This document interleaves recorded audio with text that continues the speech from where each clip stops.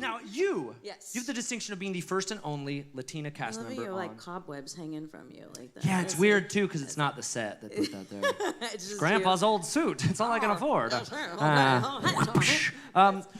You were the first and only Latina cast member on MADtv. Yes. I can always say that because it's canceled now. So that always I'll be able to say I was the first and only Latina cast member. And on there. mic drop for first.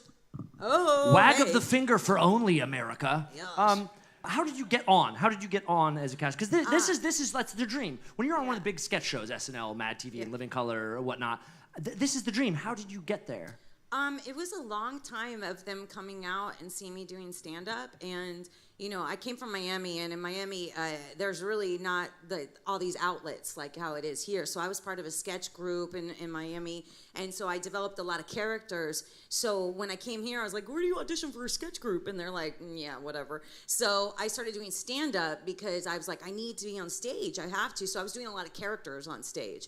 And then they called me in. It was like a year and a half of them kept bringing me back, A year and a half. A year and a half. Do you remember, did you do any of your original characters in the audition? Oh, yeah. It was like doing a one-person show for the audition. How much time? It was about 40 minutes you were in there. 40 minutes? Yeah. Oh, you always hear like SNL's like 3. You got 40? You were, because they kept asking, and you would go on and you just go in, and they had you would work with the casting director to have a specific, I know Deborah's story is a little different because she was already on there for a long time, but I was coming on season 8, and it was a very formatted way that they wanted you to present the character to the producers. So it was just like, okay, now you present this one, and then you do it, and they'll go, next. And then you present another one, you do it, and they go, next. And so you kept doing it over and over. Did you ever think of just flipping it and being a casting agent right back to them?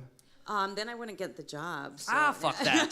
I want to talk more about the MADtv quick. We're going to bring up Deborah in a little bit. But you're a bit of a master of impressions, and I've always... idolize those that are like I grew up and Dana Carvey was like my numero uno. He's great. And can I go through a few years? Do you mind? Yeah. Well, first of all, I kind of liked this one. I'm going to go obscure first, if you don't mind. You're in the Reno 911 movie. Reno 911 fans in the house? Yeah, I love that show.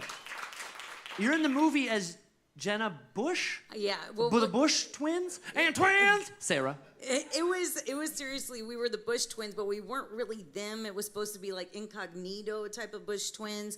A lot of the stuff got cut out. That was brilliant. The wonderful thing about Reno 911 is they brought all of us back because they're like a family. And so we're all in Miami like having a blast, and we're kind of like, this has nothing to do with the movie. Like we're just doing it. So I was just a big old character, and I'm always blonde wigs, like that. And they're just like, okay, they're like, Jilly, this is what you're gonna have to do. You're gonna have to be at the Clevelander in South Beach, and you're gonna have to be so wasted and whatever. I'm from Miami. I've been in the Clevelander super wasted. I was like, no problem, got that. No problem. I method acted that shit. I got it. So that's what it was. And then it was really cool. We had this. And you know what? Jenna Bush did the exact same thing in real life. And did she Yeah, really? Yeah. There we go. Baby, get on down to the Clevelander. Go ahead. I like a Clevelander steamer.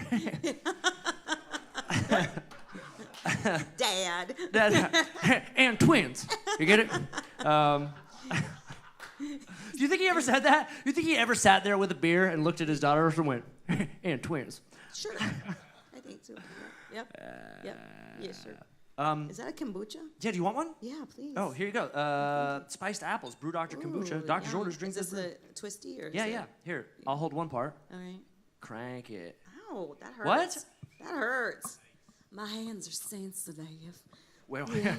let me open this kombucha. I'm sober. Wow, I was thank president you. 8 years. Salute. Salute. Cheers. Yeah, it's nice, yeah. Oh, that's okay, good. wait, what were we talking? Oh, Sounds like a impressions. Britney Spears? Oh, yeah.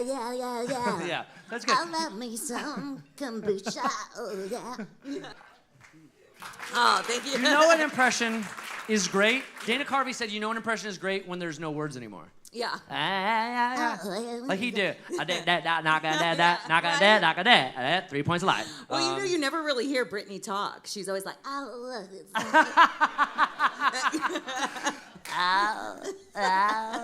Did she invent baby talk? Did she invent baby? I think, well, maybe not her exact. I think Marilyn Monroe was the queen of it. Yeah. No, but that's not baby But talk. she was more sweet. That's Yeah, sultry. that's sultry. Baby Yeah, talk. you're right. Baby.